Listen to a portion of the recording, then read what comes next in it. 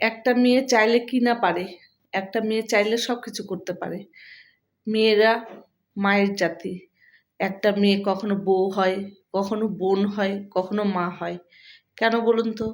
স্বামীর দুঃখ দরদ যারা বোঝে তারাই অরিজিনাল মেয়ে। যারা স্বামীর কষ্ট বোঝে তারাই অরিজিনাল মেয়ে। কারণ মা বাবার সারা জীবন কারো বেঁচে থাকে না।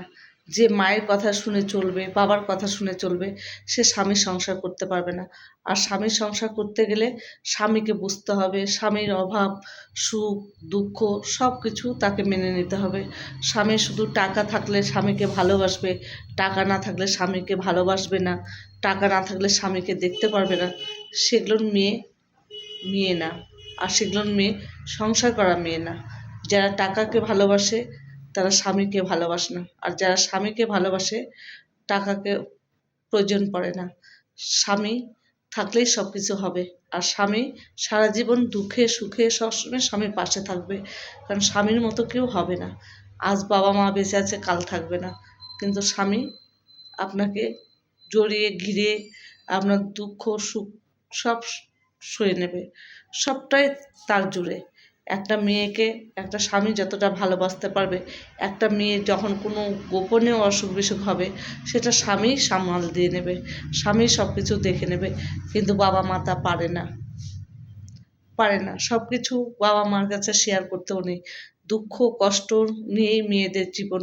মেয়েদের দুঃখ কষ্ট থাকলে যে বাবা মাকে জানাতে হবে, আর সুখ হলে বাবা মাকে জানাবে না, এই সুখ থাকলে বাবা মাকে জানাবে, দুঃখ থাকলে বাবা মাকে জানাবে, এটা ঠিক না।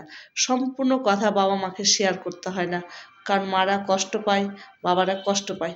যার জন্য স্বামীর ঘরে যখন আসে মেয়েরা, তখন আমরা মেয়েরা যখন স্বামীর ঘরে আসি জীবন মরণ হাতে নিয়ে আসি। একটা পরের ছেলেকে নিজের করতে গেলে অনেক কষ্ট করতে হয়, অনেক ভাবতে হয়, অনেক চিন্তা করতে হয়।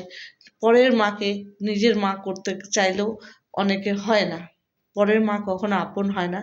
আবার পরের মাও আপন হয়, আপন করতে জানলে। যদি আপন করা যায় তাহলে অবশ্যই আপন হবে। কারণ পরের মা, আবার বরের মা যদি মেয়ে না ভাবতে পারে ছেলের বউকে, সে সংসারেও অশান্তি হবে।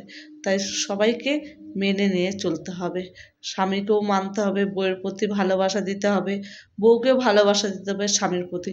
তবেই সংসারটা সুখের হবে।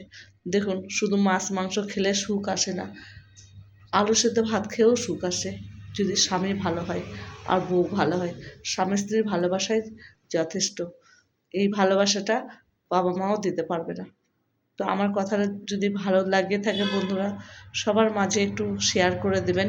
সব বন্ধুদেরকে বেশি বেশি করে শেয়ার করে দেবেন। ধন্যবাদ।